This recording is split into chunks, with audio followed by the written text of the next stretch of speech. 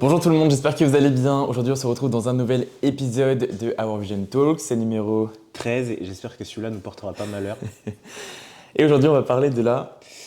Perte de poids / sèche. Ouais, on va essayer de vous donner un maximum d'indications pour réussir votre perte de poids, vous expliquer ce qu'il en est, comment on l'approche, etc., etc. Comme pour la prise de masse, on va aborder du coup un sujet qui est très controversé. Il y a plusieurs courants de pensée sur une perte de poids / sèche. Voilà, aujourd'hui on va juste aborder notre vision et comment on l'aborde avec nos clients ou comment est-ce que nous on l'a perçu aussi dans notre processus personnel. Donc voilà, encore une fois, c'est notre vision. Si jamais vous identifiez, écoutez, tant mieux. On vous invite à nous envoyer des messages, à nous poser vos questions. Si ce n'est pas le cas, écoutez, allez étudier d'autres courants de pensée. On ne vous en voudra pas. C'est ça. Je pense que c'est un sujet qui va mériter beaucoup de discussions, beaucoup d'échanges. Je ne sais pas si on le fera en une fois ou en deux fois. Ça va dépendre du coup du fil de la discussion tout simplement.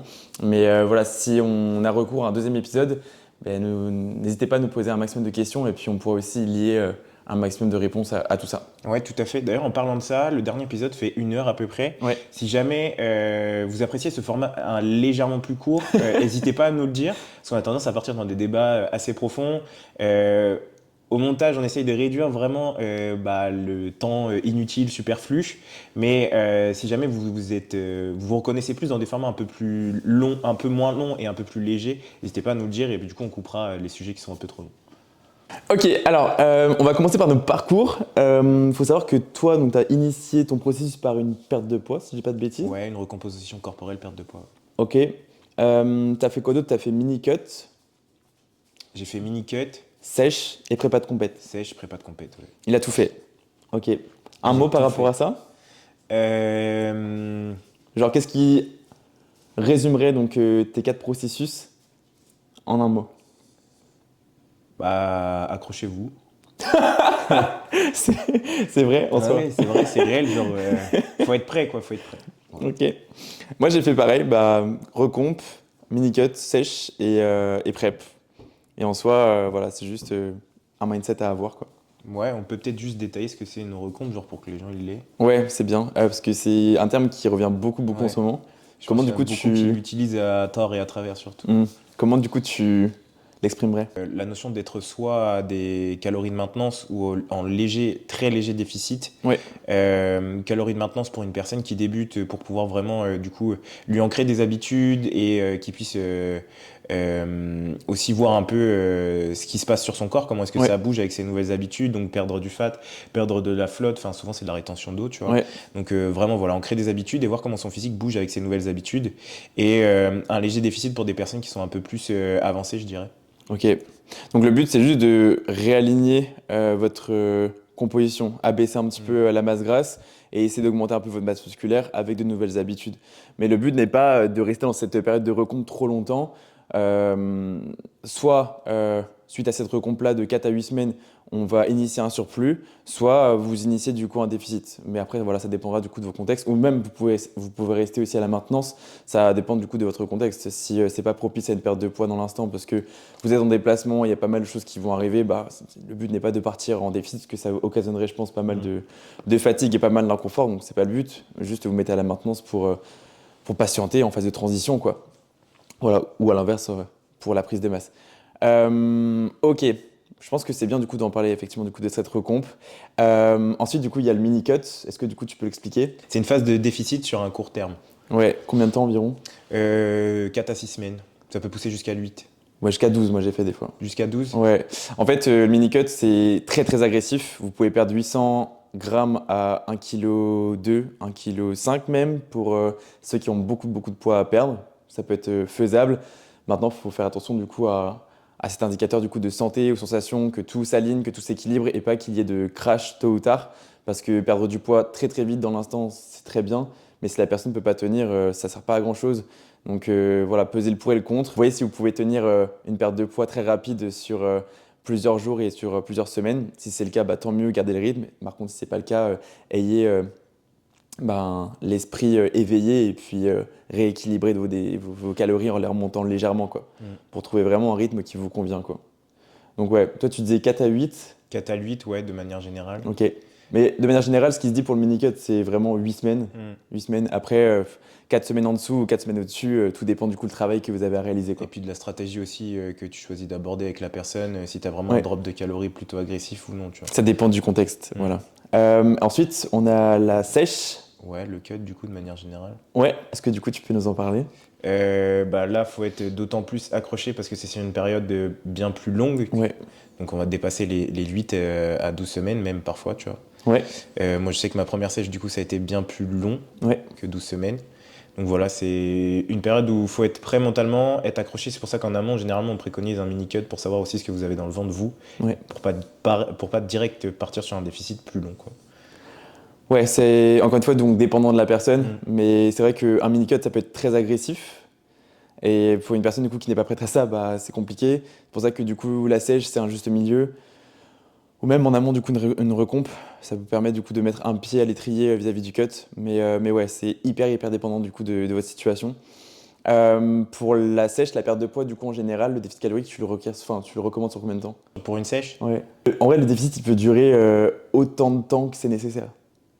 Tu vois, genre il y a des personnes qui peuvent être en déficit calorique à l'année, mais tu peux faire des pauses. oui, ça va être Tu vois. entrecoupé, tu vois. Ouais. Mais est-ce que du coup, tu reprends, enfin, tu redémarres de zéro le nombre de semaines de sèche? Ou alors est-ce que du coup, tu comptes, t'as fait tes Ok, je 16 vois ce que tu semaines, veux dire. Ouais. t'as ta pause, tu redémarres à zéro, ou alors tu Ouais, comptes comme la 17e? je redémarre à zéro. Ok.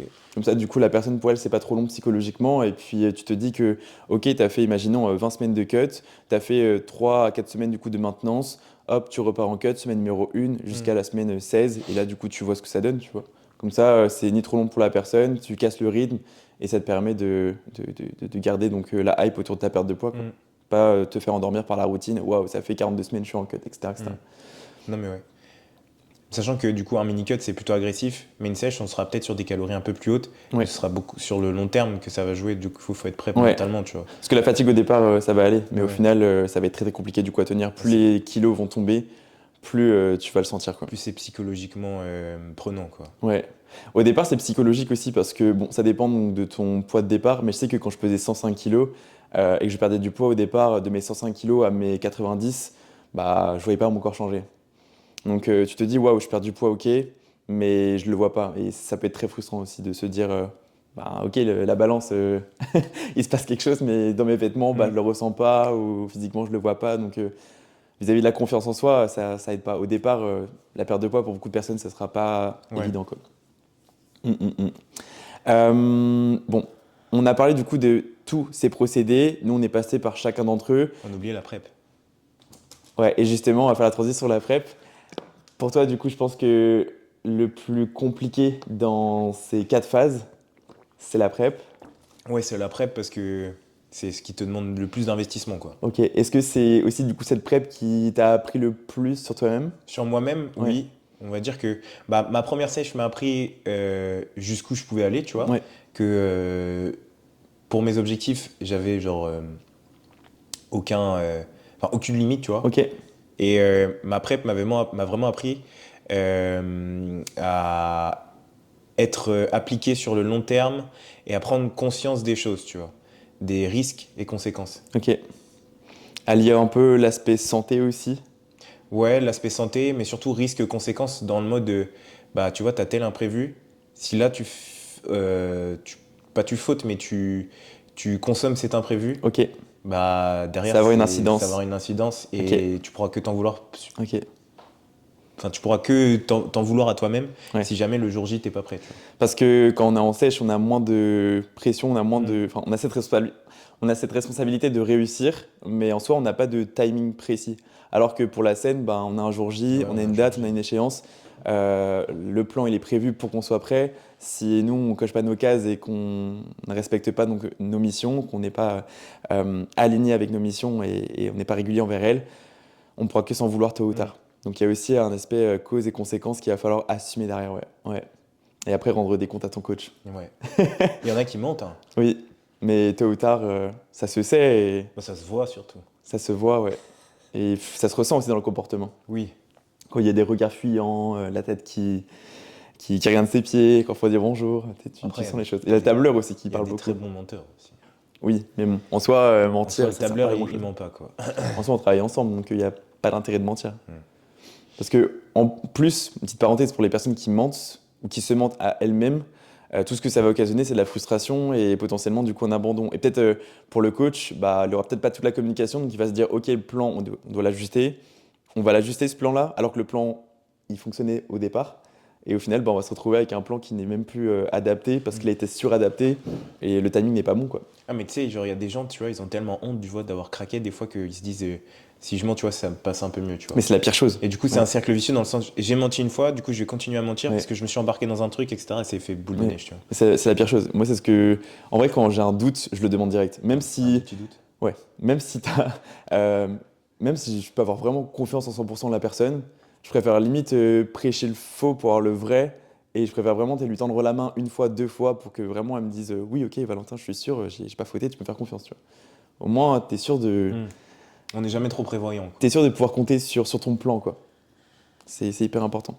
Ouais, donc la prep, ça t'a beaucoup, beaucoup enseigné, notamment du coup sur ta responsabilité vis-à-vis de tes missions Mm. et sur ta connaissance de toi. Sur ma connaissance de moi aussi, surtout dans mon organisation, je vais dire. Ok. Parce que j'ai toujours été quelqu'un d'assez impulsif et qui a été aussi impulsif dans son organisation, tu Mhm. vois. Et sauf que là, j'avais, du coup, pour la première fois de ma vie, on va dire, quelque chose de vraiment genre timé, codifié, avec des prises de repas à Ok. heure régulière, Ouais. des heures d'entraînement réguliers, des heures de coucher qui devaient être aussi le plus régulier possible. Donc, même dans la prise de mes compléments alimentaires, je devais être genre le plus calé possible, tu vois. Ouais. Mon réveil était toujours à la même heure. Pas d'oubli. Pas d'oubli et j'essayais de tout faire pour me faciliter la vie, tu vois. Et j'en parlais il y a pas longtemps. Je m'entraînais le matin du coup et faut savoir que du coup j'avais un nombre de steps qui n'était pas non plus énorme, mais 12 500, ça demande quand même un peu d'effort dans sa journée pour pouvoir les organiser. À savoir que je m'entraînais 5 fois semaine, donc la salle est à environ, parce que je compte en steps, 5000 steps de chez moi, tu vois. Ouais. Donc je faisais cet effort-là de faire le trajet à la salle aller-retour en marchant tous les matins, tu vois. En plus, c'était en période d'été, donc ça va, tu vois, il y a pire. Ça allait. Je mettais mon podcast dans mes oreilles, ou alors je travaillais un peu, je faisais mes retours bilan à mes clients, et j'arrivais à la salle, je me donnais à fond à la salle, et le plus dur, c'était pour rentrer parce que tu es un peu fatigué, tu vois. Donc tu rentres chez toi, tu es un peu lessivé, mais au moins tu te dis que cette partie-là des steps, c'est fait, t'en parles plus de la journée. Après, Ouais. tu peux te poser, bosser, ou te détendre, tu vois. Ça te laisse vachement de temps pour faire ce que tu as à faire et remplir toutes les cases, tu vois.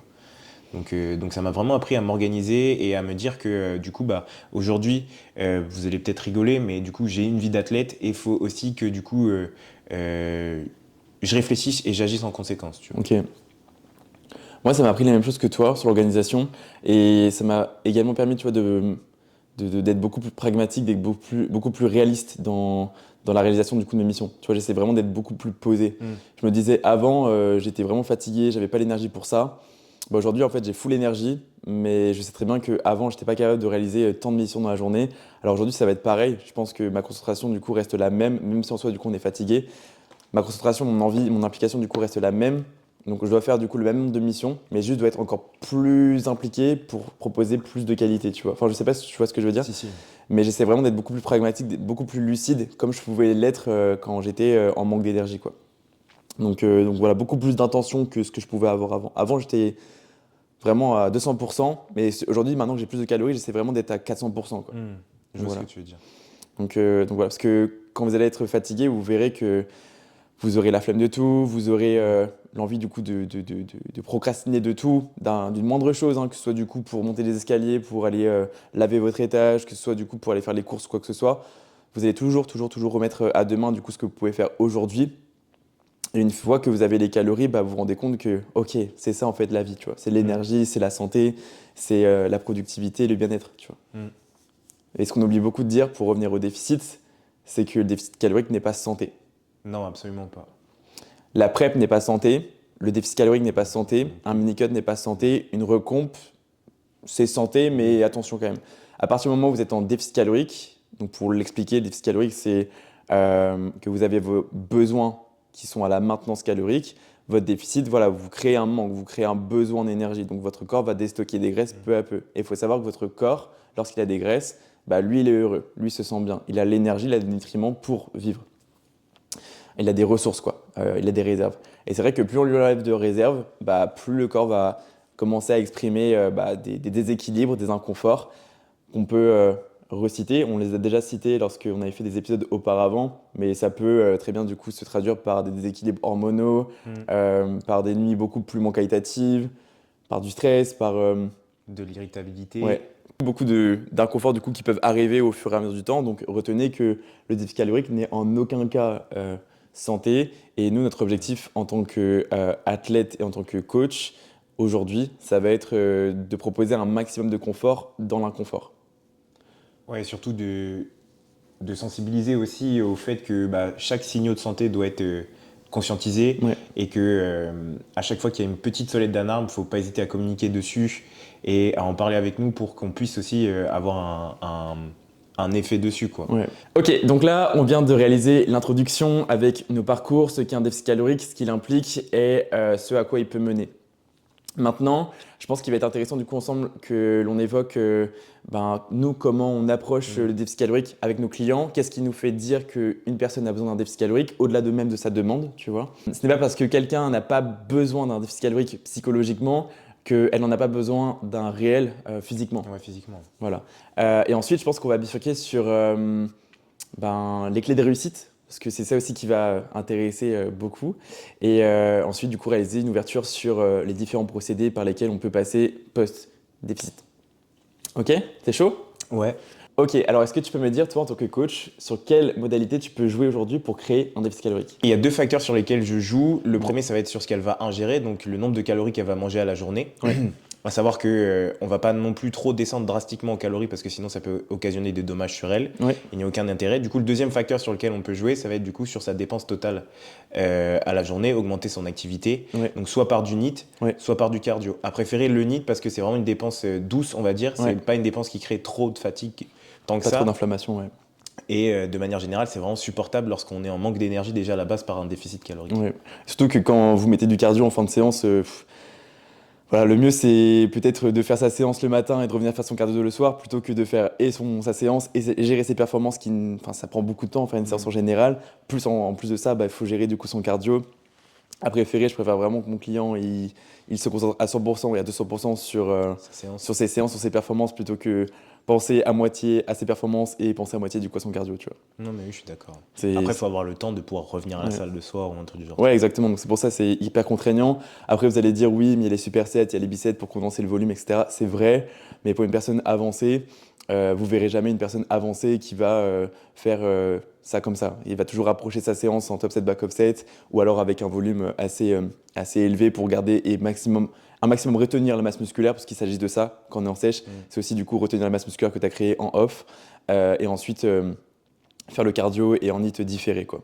Mais pour des personnes, je dirais, débutantes, oui, on peut condenser. Mais ce qui est optimisé, à mes yeux, aujourd'hui, c'est juste performance full à la salle. Quand tu es à la salle, c'est les performances. Et ensuite, du coup, tu rajoutes du NEAT à côté. Ouais, ou du cardio. Sauf si la personne veut passer genre 2h30 à la salle et que pour elle, c'est tenable. Genre là, tu fais performance et un peu de cardio à la fin. Et plus de NEAT un petit peu, tu vois, si jamais, du coup, elle peut, quoi. Ouais, mais faut pas que ça devienne une. Oui, dans la limite où c'est tenable, tu vois. Faut pas. Je fais pas ça pour tous les gens, tu vois. Genre, tu peux pas passer 2h30, 3h à la salle. Il y en a qui peuvent, c'est très rare, mais il y en a qui peuvent. Donc voilà. Pour l'avoir on en fait, profite. faut être accroché. Ouais. Tu fais ta séance jambes, t'es mort, tu vois, parce que Ouais. t'as tout arraché. Tu bouffes 1300 calories à la journée et après Ouais. t'as ton cardio à faire. Ouais. Bah, tu fais un malaise quand t'es chez toi. Après, par rapport du coup aux calories, donc c'est vrai que du coup, faut pas y aller drastiquement, surtout pour les personnes qui ne se connaissent pas. Est-ce que du coup, tu peux donner des pourcentages d'abaissement de calories ou du coup des approches de calories par lesquelles du coup tu pourrais passer ou conseiller justement du coup? Je fais par petits paliers. Ouais. Sauf si vraiment la personne, je la connais Mhm. et que j'ai déjà eu l'occasion de pouvoir avoir un cycle de sèche avec elle. Tu Ok. vois.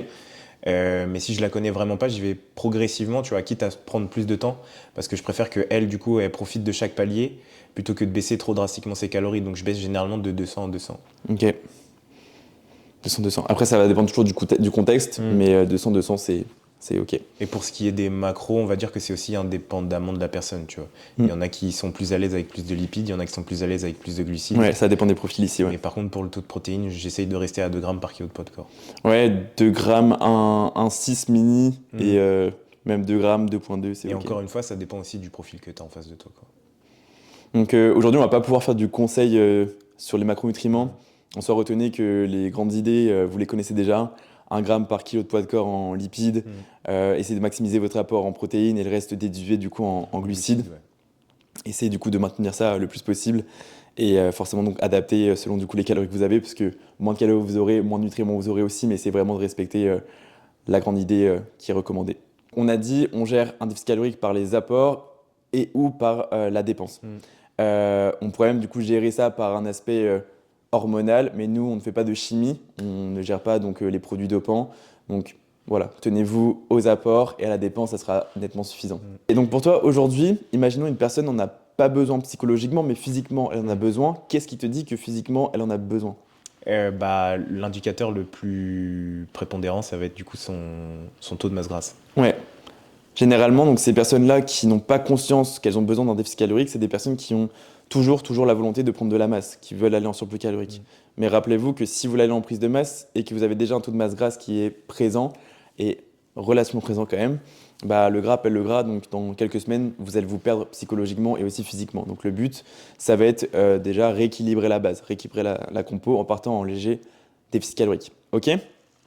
Ensuite, pour les personnes qui veulent un déficit calorique, pour toi, quel prérequis tu as de coach à élève? Qu'est-ce que du coup ton élève doit présenter pour partir en déficit calorique et assurer? Quelles sont les clés de réussite? Les clés de réussite, Ouais. déjà, ça va être le mindset.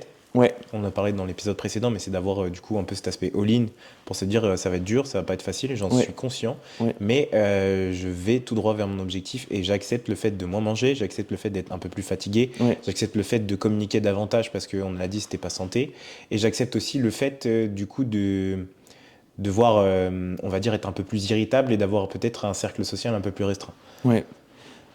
Donc là, je vous invite à mettre en pause la vidéo et de revenir sur tout ce qu'il a dit parce que c'est hyper important.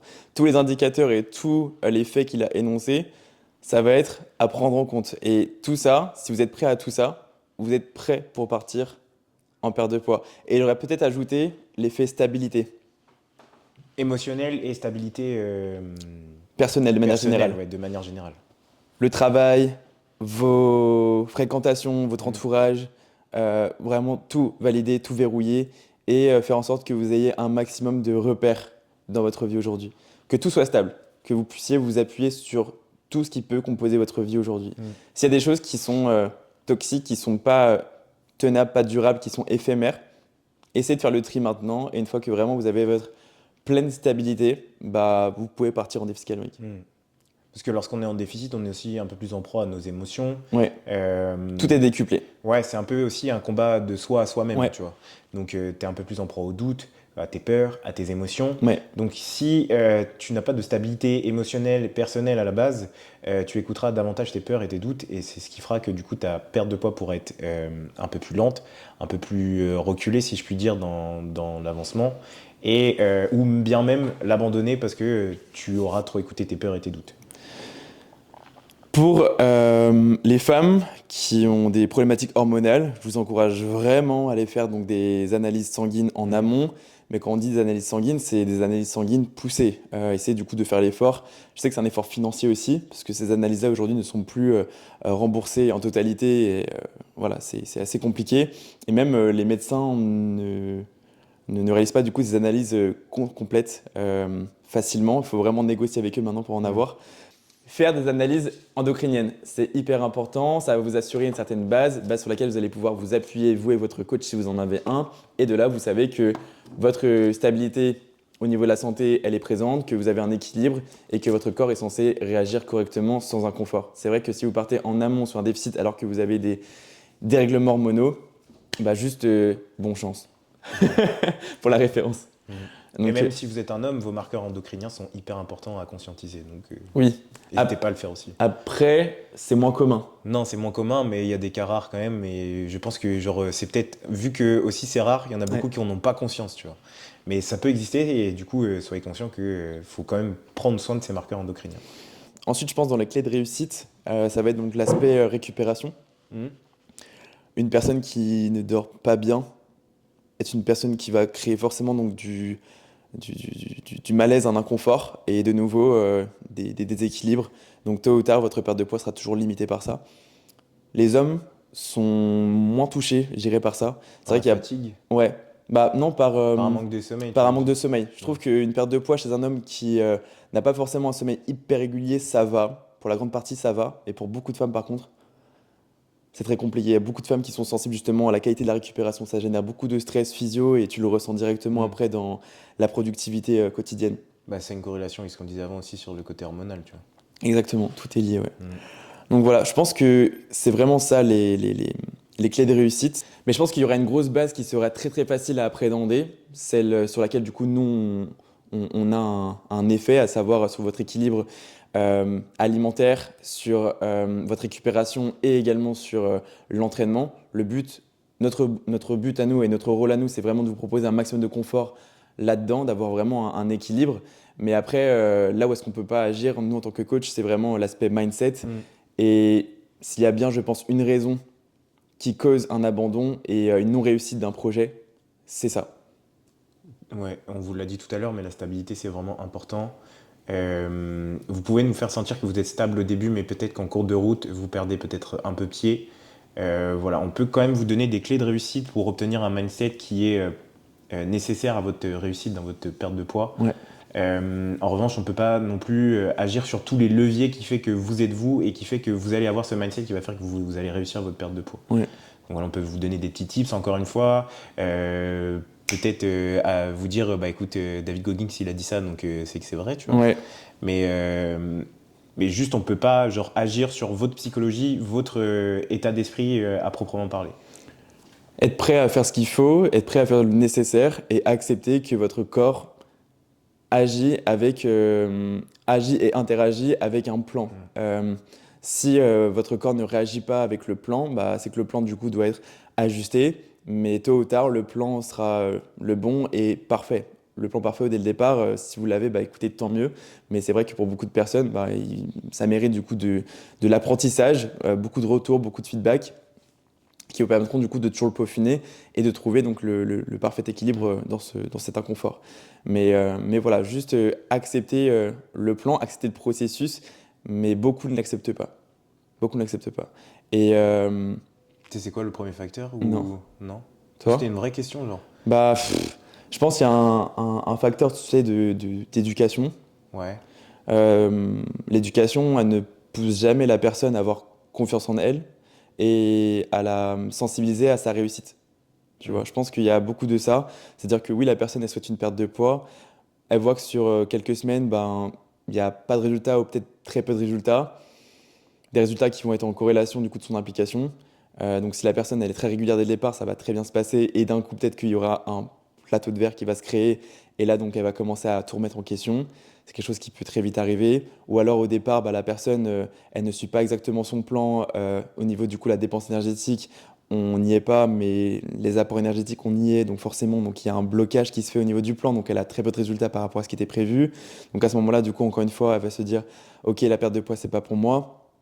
Et ça va se mettre à se défouler sur la nourriture, alors que c'est pas ça l'objectif, tu vois. Mm. Ensuite, je pense qu'il y a un réel manque de compréhension envers le processus. Et je pense que les réseaux en sont pour une grande partie responsables. Il y a l'aspect, oui, euh, le cut, c'est santé. Le cut, c'est santé. Le cut, c'est facile. Le cut, c'est pas facile du tout. Il y a des personnes qui perdent du poids très très vite. C'est très facile pour elles. Et il y a des personnes pour qui la perte de poids, elle est très très difficile, tu vois. Non, mais il y a des personnes qui perdent du poids rapidement parce que c'est peut-être aussi pas leur premier cut. Ouais, Moi, je pense que c'est genre tous les premiers cuts enfin toutes les personnes qui font un premier cut, carrément. c'est long, Ouais. c'est exigeant en termes de calories, Mhm. c'est-à-dire que tu vas descendre bas, et c'est exigeant en termes aussi de niveau de dépense, Ouais. d'activité. Et plus vous allez en faire, et plus votre corps va s'adapter et en demander moins possible. Ça, c'est des vérités qui sont pas exposées sur les réseaux. Non. Parce que si on expose ces vérités-là, bah, la personne elle va se dire, ok, bah, tôt ou tard, en fait, mon intérêt va pas être aussi important, donc je vais continuer du coup de créer de la frustration, créer bah, du questionnement, et tôt ou tard, bah, j'aurai le droit du coup à avoir cette cliente-là qui potentiellement n'aurait pas eu besoin de moi si je lui avais donné les clés directement, tu vois. Mm. Parce que beaucoup de clés sont données sans être réellement des clés. Donc ça crée tôt ou tard de la frustration et de la consommation. Donc je pense qu'il y a du coup un aspect éducation, confiance, il y a un aspect du coup réseau, Et le dernier aspect, c'est peut-être la maturité et la connaissance de soi. Ouais, je vois ce que tu veux dire. C'est-à-dire que dans le cut, je pense que tu as eu quand même un moment dans ta vie, enfin dans ta vie, dans tes cuts où tu l'as ressenti. Dans un des cuts, je pense qu'il y a eu un moment de déclic. C'est que, bah voilà, à un moment donné, tu te dis, ok, c'est dur, mais tu te rends compte de à quel point tu en as envie, tu vois. Quel est ton degré de maturité par rapport à ton projet? Est-ce que tu en as réellement envie? Hmm. Est-ce que tu en as réellement besoin? Ou est-ce que c'est un caprice? Ou est-ce que c'est un caprice? Et à partir du moment où tu te dis, ok, en fait, j'en ai profondément besoin pour réussir, bah en fait, tu te dis que t'as plus le choix, en fait. Genre, c'est toi et toi-même, toi et toi seul. Il peut arriver des moments où tu es nez à nez avec ton placard et tu te dis, est-ce que je fais, est-ce que je fais pas? Est-ce que je me laisse tenter ou pas? Et après, ben, si tu te laisses tenter, tu auras toute la sphère de culpabilité qui va te Hmm. tomber dessus. Une fois, c'est OK. Deux fois, c'est OK. Mais après, c'est trop souvent, Ouais, ben, on arrive bah, sur ça des sert à rien. comportements alimentaires qui ne sont plus alignés avec l'objectif. Et j'ai pas envie de parler de TCA parce que il y a trop d'incompréhension vers les TCA. Je trouve que ça devient de plus en plus mal perçu, mal compris Ouais, et c'est dit à tout bout utilisé de à, champ, hein. ouais, utilisé à tort et à travers. Il y a vraiment du coup des personnes qui sont touchées par des Hmm. troubles du comportement alimentaire. Et à côté de ça, il y a des personnes qui sont émotionnellement instables, qui rencontrent des moments de difficulté, des moments de stress très exigeants. Et en fait, du coup, bah, elles se réfugient dans l'alimentation. L'alimentation est un moyen du coup de confort, tu vois. D'extérioriser aussi, tu Ouais. vois. L'alimentation, du coup, c'est confortable. L'alimentation, ça rassure. Et il y a des personnes, du coup, qui sont amenées, du coup, à grignoter. Mais un grignotage ne veut pas dire que vous avez des TCA, tu vois. Non, mais oui, puis même, je trouve que du coup, l'utiliser à tort et à travers, c'est un peu un manque de respect, c'est rabaisser les gens qui sont touchés par une problématique qui est réelle, tu vois. Qui est quand même à la base grave, qui Mm. demande quand même un apport médical, qui Ouais, demande beaucoup de surveillance. ouais, Et les gens qui utilisent ça à tort et à travers et qui utilisent ça comme excuse, surtout, tu vois, c'est ouais. un peu rabaisser les gens qui sont vraiment touchés par cette maladie. À travers ça, on ne veut pas dire que vous n'avez pas de TCA aujourd'hui. Si vous avez des grignotages par-ci par-là, soyez éveillés par rapport à ça. Conscientisez vos grignotages. Essayez de vous rapprocher d'un corps médical et essayez de vous faire accompagner à ce niveau-là. Même si c'est minime, essayez de voir ce qu'il en est. Mais ne parlez pas de TCA trop hâtivement parce que les TCA, bah, c'est bien d'être perçu, c'est bien du coup de mettre des mots dessus. Mais enfin, mettre des mots trop hâtivement dessus, ça peut aussi effrayer, tu vois. Ça Oui. peut t'effrayer de toi-même et ça peut aussi effrayer ton entourage. Alors qu'au final, je pense que c'est surtout du coup un pic de stress que vous pouvez traverser aujourd'hui, des complications émotionnelles, c'est normal, ça arrive à tout le monde. Mais voilà, c'est juste un degré de maturité à avoir, conscientiser, relativiser, Mm. relâcher de la pression, accepter qu'il y a des hauts, il y a des bas, et tôt ou tard, tout ira mieux, tu vois. Ouais, je suis d'accord. Plus ou moins. Mais du coup, si on peut résumer en 3 mots, Mm. enfin en 3 mots, un tout petit peu plus tout ce qu'on vient de dire, moi je dirais que ça va être du coup de ne pas être impatient, Ouais. rester inspiré par son objectif, Mm. et le dernier, je vais dire que ça va être d'être résilient sur les 3 qualités du mindset à avoir pour une perte de poids. Ok. Voilà. Je pense qu'on a fait le tour. On a parlé donc de nos parcours, on a parlé du cut, de la balance énergétique, de comment on s'y prenait nous avec nos clients globalement, sans donner trop d'indications parce que dire comment on fait, bah, c'est aussi vous une invitation à essayer de copier nos processus alors que peut-être que nos processus ne seront pas adaptés à votre contexte aujourd'hui. Donc l'idée aujourd'hui, c'est pas du coup de vous donner une trame, mais plutôt de vous donner un espoir et peut-être une envie du coup de vous y lancer une bonne fois pour toutes et de réussir sans pour autant être guidé par des approches qui ne seront pas forcément du coup adaptées à votre profil aujourd'hui, à votre situation. Ensuite, du coup, on a parlé de pour qui la perte de poids était conseillée, Mm. au-delà du besoin. On a parlé du coup des clés de réussite. Généralement, pourquoi est-ce qu'on échoue? Est-ce qu'on ne parlerait pas des pensées et ensuite du coup des tips? Des pensées, Des c'est-à-dire. courants de pensée. C'est-à-dire qu'aujourd'hui, quand on parle déficit calorique, on se dit tout de suite on va être au régime.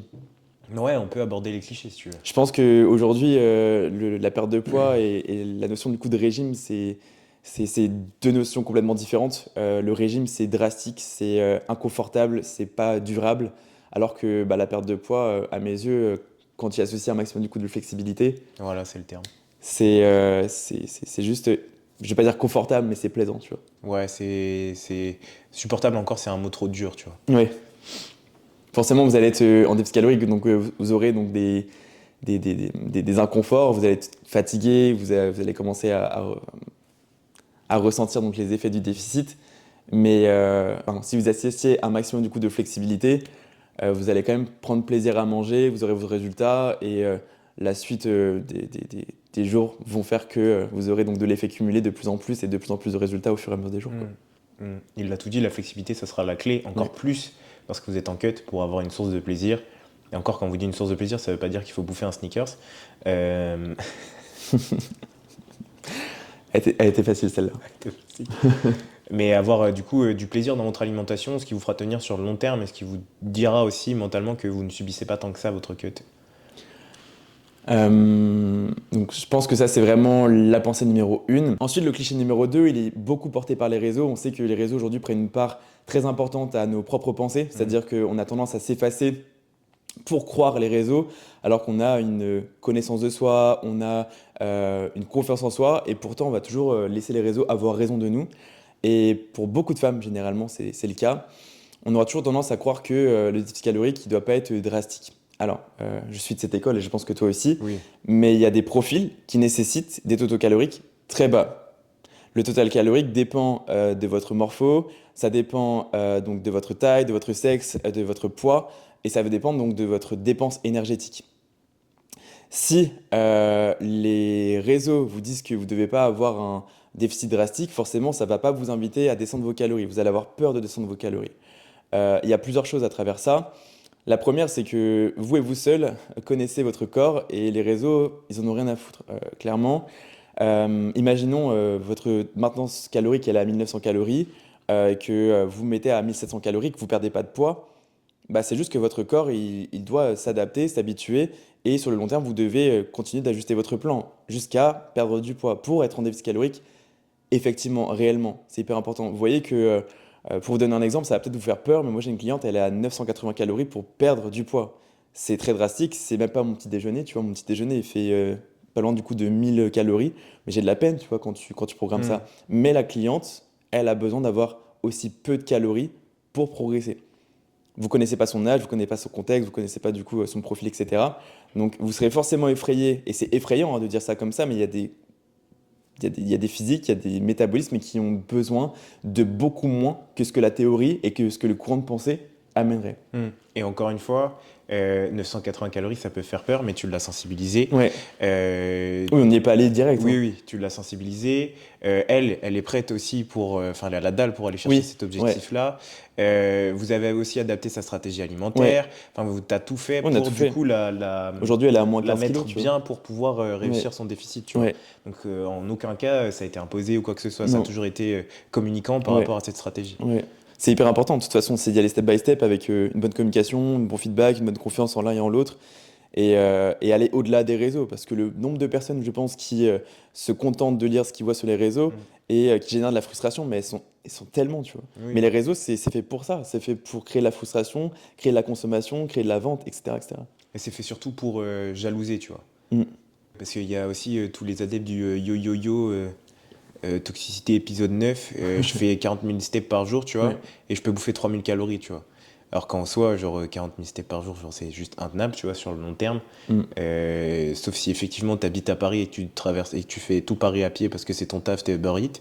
Mais en soi, genre, c'est juste pas tenable. Donc apprenez à conscientiser aussi le fait que vous avez un cas personnel, que vous avez une vie, que votre vie n'est pas celle de tout le monde et que tout doit être adapté par rapport à vous et pas par rapport à X ou Y personne. Un modèle convient à quelqu'un, un autre modèle convient à quelqu'un, mais ces modèles-là ne vous conviennent peut-être pas. Ouais.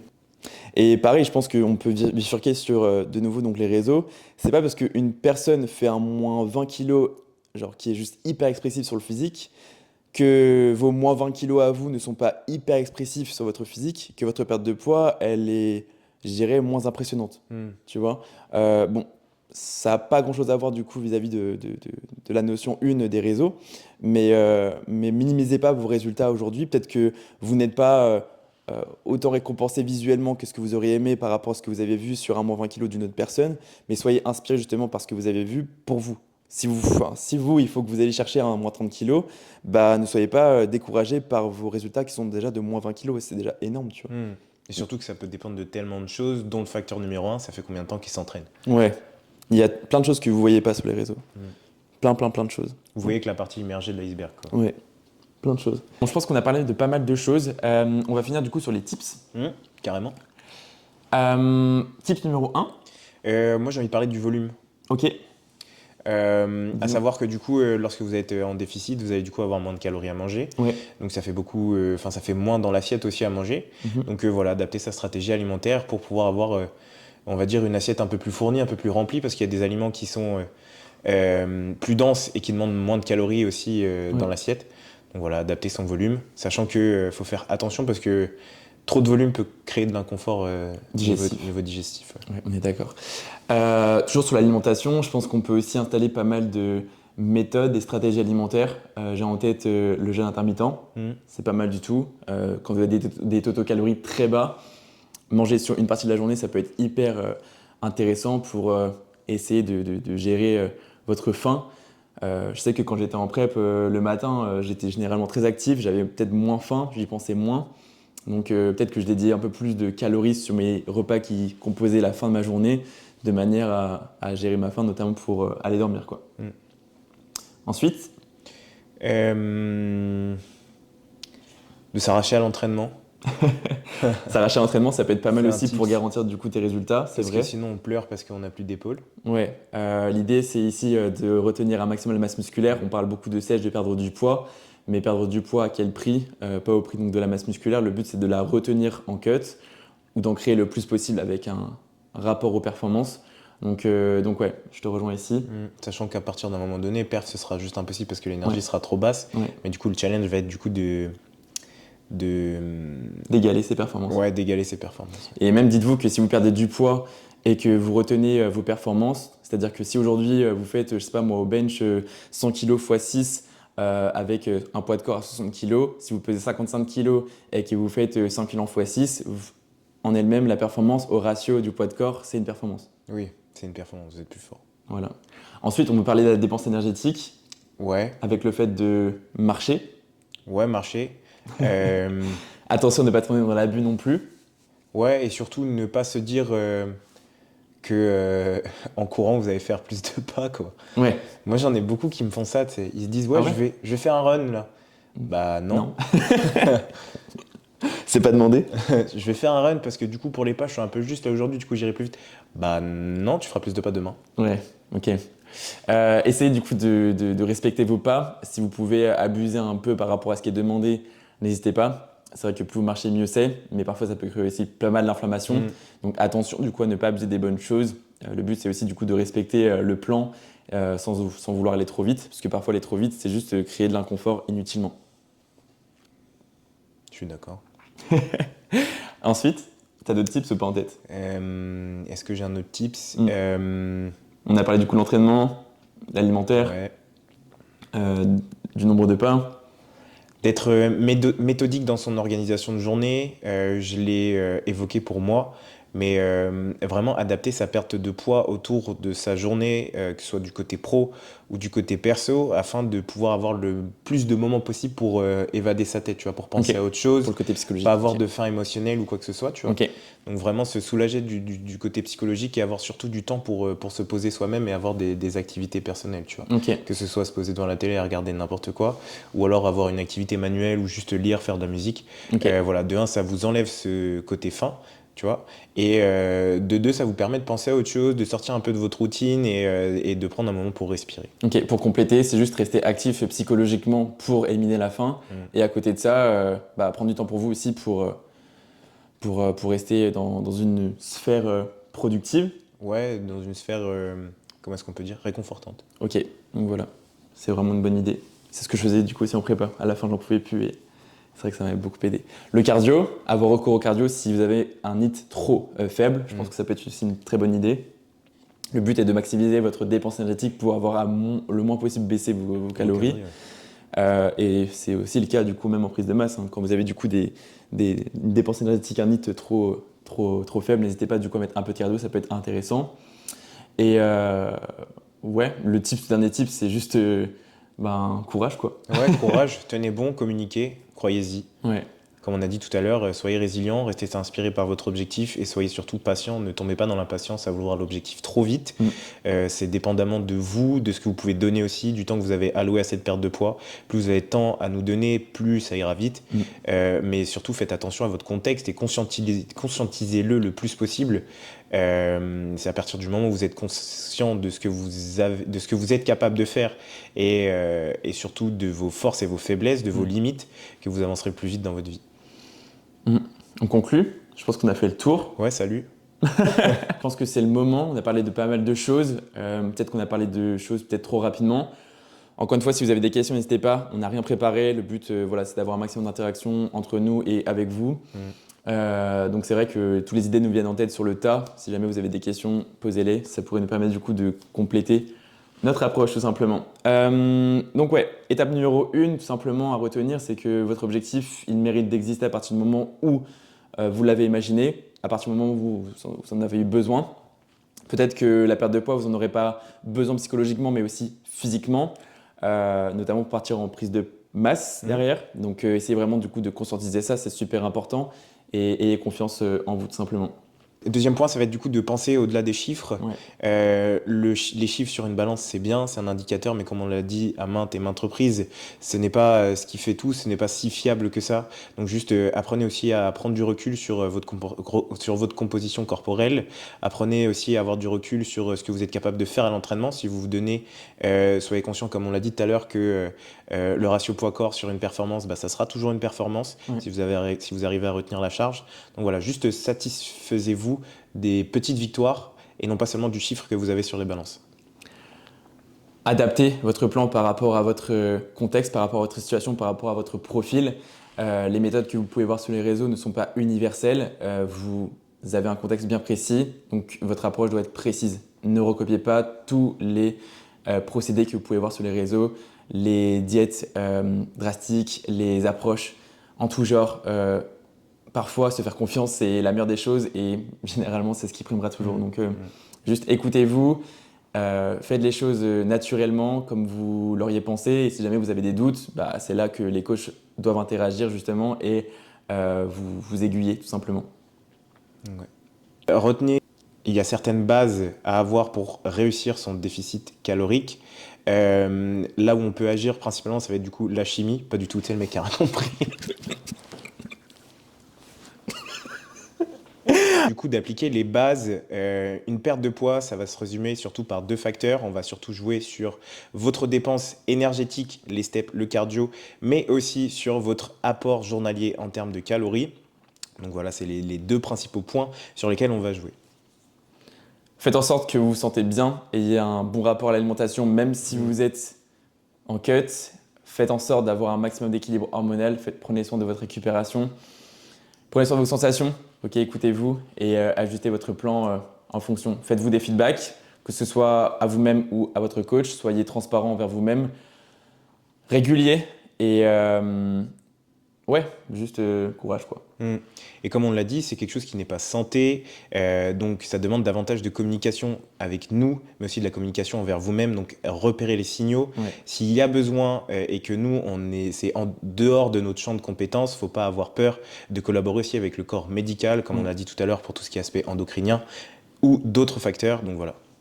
Si vous avez des réelles problématiques alimentaires, avant de vous lancer dans un déficit calorique, attention, rapprochez-vous d'un corps médical, faites-vous encadrer. C'est trop important, il s'agit ici de votre santé psychologique et physiologique, donc voilà, juste ne vous lancez pas dans des approches alimentaires si aujourd'hui vous présentez de réelles complications à la base. Assurez-vous d'avoir un réel point de départ stable, bien fixe, sur lequel vous pouvez compter. Assurez vos bases et ensuite spécifiez votre approche. Mais ne partez jamais dans la spécificité sans assurer vos arrières. Le dernier point sur lequel il va être super important d'arriver, je pense que c'est l'ouverture parfaite, ça va être la dysmorphie. Ne vous auto-sabotez pas, c'est hyper important. De soi à soi, on peut être hyper exigeant, on est contre-productif, on n'est pas objectif. Donc essayez vraiment de vous fier par rapport à des indicateurs, des objectifs de poids, de composition corporelle, à savoir en body fat, de masse grasse. Parce qu'on n'est jamais satisfait de ce qu'on peut présenter. Et c'est vrai que plus on perd du poids, plus on va se sentir moins plein, moins rempli, physiquement, musculairement, ici je parle. Et on va toujours vouloir pousser, pousser, pousser, pousser. Et parfois, enfin, je dis parfois, mais le nombre de fois, et c'est très fréquent, on va vouloir pousser alors que le corps, en fait, il en peut plus, en fait, tu vois. Donc il est peut-être temps de recharger les batteries, de nourrir votre corps, lui apporter des nutriments, lui apporter une nouvelle stabilité, de la sécurité dans l'insécurité que vous lui avez apportée depuis tout ce temps. Voyez ce que ça peut donner avec plus de calories, plus d'énergie. Et si vraiment dans 4-8 semaines, vous sentez qu'après ces calories en maintenance que vous lui avez apportées, bah, vous êtes de nouveau prêt pour repartir sur une dernière phase de sèche, pourquoi pas. Mais faites les choses consciencieusement, avec un maximum de feedback, non pas que de vous à vous-même, mais c'est vraiment demander de l'avis aussi auprès des gens, même si le vôtre prédominera. Si vous n'êtes pas accompagné par un coach et que tout le monde vous dit que attention, faites attention, prenez du recul, restez à l'écoute, c'est important. De manière générale, tout ce qui est question de perception, que ce soit dans une perte de masse, dans une perte de gras, pardon, tout ce qui est question de perception dans une perte de gras, même dans la vie générale, que ce soit sur vous, vos qualités, vos défauts, votre business, comment est-ce que vous avancez dans votre vie, prendre du recul, prendre de la hauteur sur une situation peut vous permettre de reculer pour mieux sauter. Donc voilà, n'hésitez pas à faire appel à des avis extérieurs, à juste peut-être parfois juste trouver une épaule pour discuter, parler, que ce soit de votre projet, de votre perte de gras, de vos sensations, de vos facteurs limitants comme votre facteur qui vous pousse à vous être motivé. Voilà, on l'a dit souvent, mais se remettre en question, prendre du recul, c'est le meilleur moyen d'atteindre son objectif. Donc voilà, prenez conscience que la perception, changer d'angle, surtout changer d'angle, ça va être ce qui va vous permettre de réussir. Et si jamais vous ne savez pas où ce que vous en êtes aujourd'hui dans votre perte de poids et que vous avez un doute sur remonter les calories ou pousser les calories, etc., bah, envoyez-nous des photos si vous voulez, mais ne restez pas dans l'inconscience d'un déficit calorique. On ne peut pas se permettre ça, tu vois. Donc si vraiment vous êtes perdu aujourd'hui, bah, envoyez-nous des photos, expliquez-nous votre contexte, depuis combien de temps vous êtes en déficit. Et si jamais bah, on vous dit du coup de remonter les calories, bah, momentanément, avant du coup de repartir en déficit, on vous invitera à le faire. Mais ne restez pas inconscient par rapport à ce que votre corps pourrait ressentir, parce que dans quelques semaines, bah, tôt ou tard, vous allez vous prendre un mur, et puis le but, c'est justement de prévenir ce mur, et pas de le prendre, quoi. Ok? Je pense qu'on a fait le tour. Ouais, voilà, j'espère que l'épisode vous aura plu. Encore une fois, un épisode assez riche en informations. En émotion. En émotions. À chaque fois qu'on termine un épisode, pour moi, c'est jamais assez bien. J'espère vraiment que celui-là sera aussi parfait que les précédents. À chaque fois qu'on termine un épisode, je suis déjà en train de compter le nombre de cuts qu'il y a à faire. Non, mais à chaque fois, je te dis, putain, j'espère que celui-là il sera bien, etc., etc. Mais ouais, on a vraiment la volonté du coup de partager un maximum de choses. Forcément, on est toujours limité dans la précision, étant donné que si on vous donne de la précision, vous allez toujours être tenté du coup de l'appliquer à vous-même, sauf que ça sera inadapté et on ne veut pas être responsable de certaines actions, de certaines méthodes, de certaines approches, parce que ça sera dans la plupart du temps pas adapté. Donc essayez vraiment du coup de prendre du recul par rapport à ça, prenez les grandes idées, posez des questions, on essaiera du coup de vous aiguiller dans la limite de ce qu'on peut bien évidemment. Et ouais, posez-nous des questions et on y répondra avec grand plaisir de manière générale. Ça va devenir notre slogan un peu, soyez curieux. C'était Valéval, on se retrouve pour le prochain épisode. Ciao. À très vite.